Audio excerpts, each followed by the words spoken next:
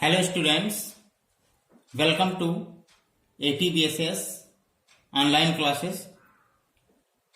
आज हम पढ़ेंगे प्रश्नावली 1.3। तो प्रश्नावली 1.3 में पहला क्वेश्चन है,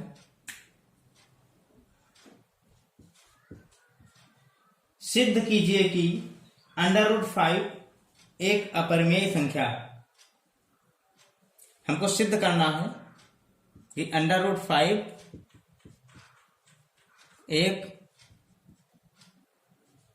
अपरिमेय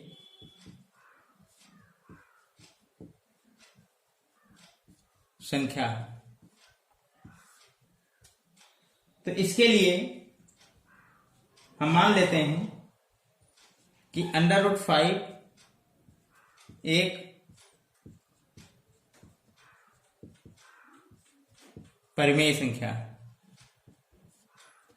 देखिए, हमें सिद्ध करना है कि √5 एक अपरिमेय संख्या, लेकिन जस्ट इसके उल्टा हम मान लेते हैं, माना √5 एक परिमेय संख्या है। तो जो परिमेय संख्याएं होती हैं उनको हम P/Q के रूप में लिख सकते हैं, यानी √5 को हम लिख सकते हैं P/Q के रूप में, जहां पे P और Q दोनों एक धन पूर्णांक होंगे और P और Q में एक के अतिरिक्त और कोई भी अभाज्य गुणनखंड नहीं होगा। तो इसको हम लिख सकते हैं P = √5Q। अब दोनों पक्षों का वर्ग करने पर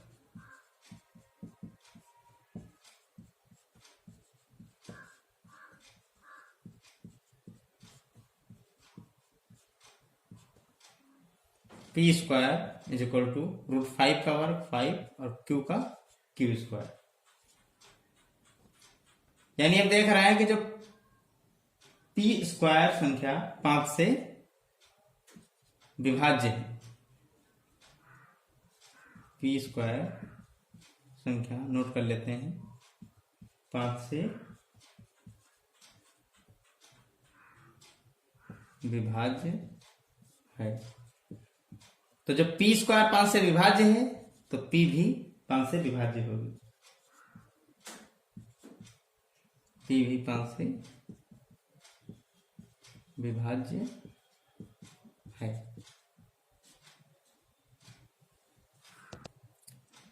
अब जब P 5 से विभाज्य है तो हम मान लेते हैं कि P = 5R। तो इसका वर्ग कर देंगे, दोनों पक्षों का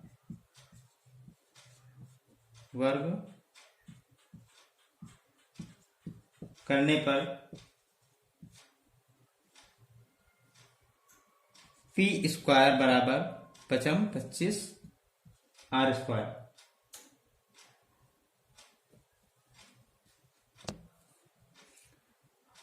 अभी ऊपर आया था P² = 5Q² और यहां आया P² = 25 R²। यानी हम लिख सकते हैं कि 5Q² = 25 R²। तो लिख लेते हैं 5Q², अतः 5Q² = 25 R² या Q² = 25 R²/5 25। तो ये हो जाएगा आपका 5 R²। तो यहां देख रहे हैं कि Q² 5 से विभाज्य होगा, क्योंकि Q² = 5 R²। तो हम लिख लेते हैं कि Q² 5 से विभाज्य होगा। तो जब Q² 5 से विभाज्य होगा तो Q भी 5 से विभाज्य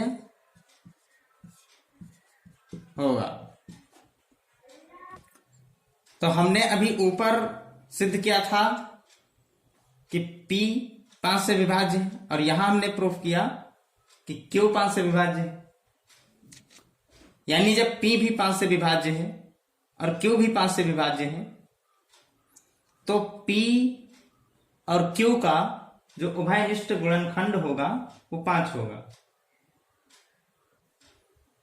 तो यह एक त्रुटिपूर्ण है कि √5 एक परिमेय संख्या है।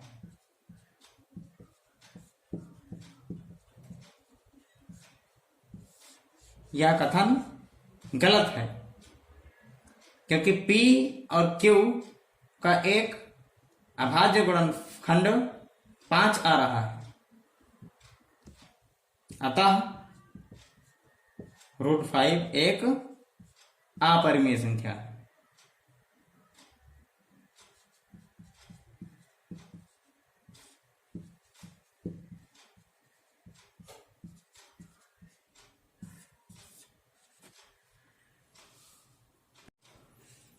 अगला क्वेश्चन नंबर 2,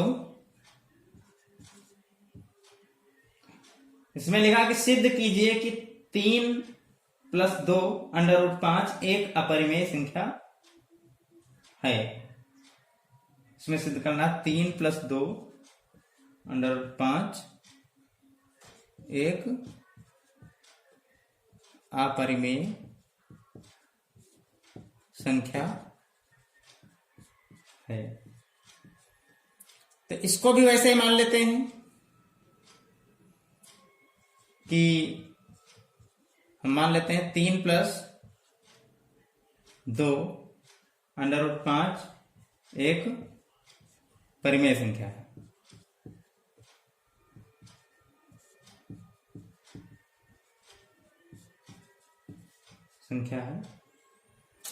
तो ये जो है आपका 3 + 2 √5 ये P/Q के रूप का होना चाहिए, जहां Q और P दोनों एक धन पूर्णांक हैं। तो हम लिख सकते हैं कि P/Q बराबर 3 + 2 √5। तो इसको हम पक्षांतर करके ये भी लिख सकते हैं कि P/Q -3 बराबर 2√5, या ये भी लिख सकते हैं कि P/Q -3 और ये 2 इसके नीचे ले आएंगे तो इधर बचेगा √5। चूंकि P/Q एक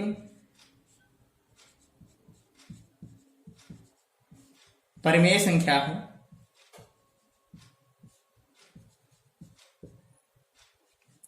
तब ये जो है आपका P/Q -3/2 भी एक परिमेय संख्या होगी।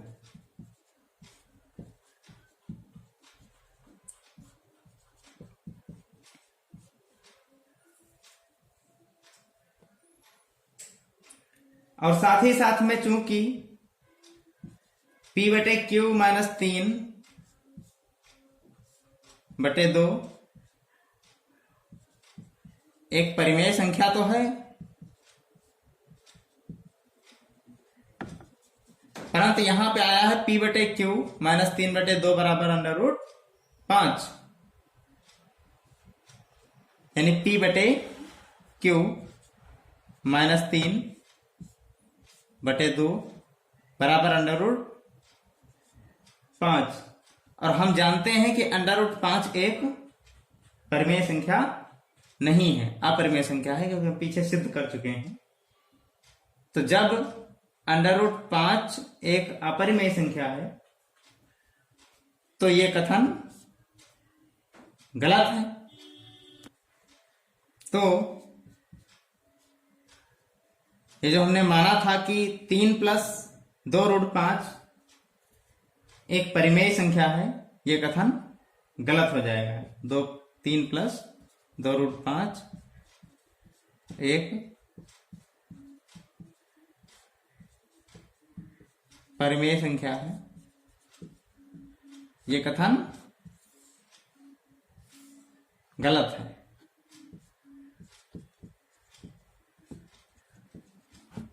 तो जब परिमेय संख्या नहीं है, अतः दी गई संख्या 3 + 2√5 अपरिमेय संख्या है।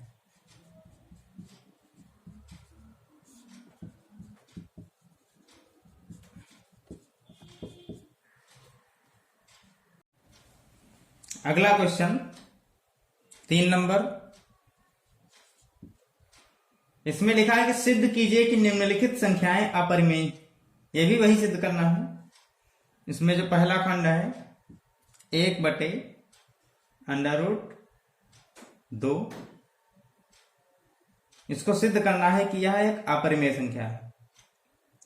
तो ये भी हम मान लेते हैं, माना 1/√2 एक परिमेय संख्या है। और जब परिमेय संख्या है तो 1/√2 बराबर P/Q। तो इसको हम दोनों पक्षों का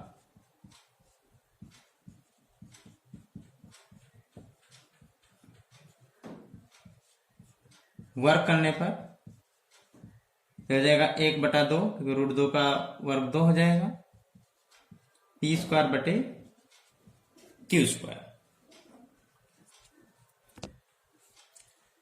या Q² बराबर 2P²। यहां पता चल रहा है कि जो Q² है वो 2 से विभाज्य है। Q² 2 से विभाज्य है। तो जब Q² 2 से विभाज्य है तो Q भी 2 से विभाज्य है। तो जब Q 2 से विभाज्य है तो हम मान लेते हैं कि Q बराबर 2R, जहां R एक कोई धन पूर्णांक है। तो इनका भी हम वर्ग कर देते हैं, तो Q² बराबर 4R²। तो अभी ऊपर आया था Q² बराबर 2P² और यहाँ Q² बराबर 4R²। तो हम लिख सकते हैं कि 2P², ये वाला, बराबर होगा 4R² के। तो P² बराबर 2 दूनी 4, तो 2R², यानी जो P² है वो 2 से विभाज्य होगा। P² 2 से विभाज्य होगा। जब P² 2 से विभाज्य होगा तो P भी 2 से विभाज्य होगा। तो यहां पे P भी 2 से विभाज्य है और Q भी 2 से विभाज्य है। तो जब दोनों 2 से विभाज्य हैं, अर्थात P और Q दोनों का उभयनिष्ठ गुणनखंड 2 आ रहा है, जो कि इसका विरोध करता है कि P/Q एक परिमेय संख्या है। क्योंकि हमने माना था कि 1/√2 एक परिमेय संख्या है, यानी P/Q भी हमने माना था एक परिमेय संख्या है। तो जब यह P/Q परिमेय संख्या नहीं है तो 1/√2 भी परिमेय संख्या नहीं होगी।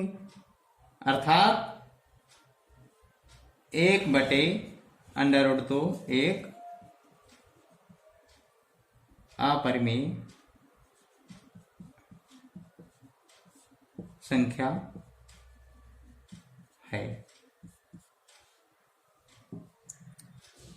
इसी प्रकार आगे के खंड नंबर 2, 7/5, खंड नंबर 3,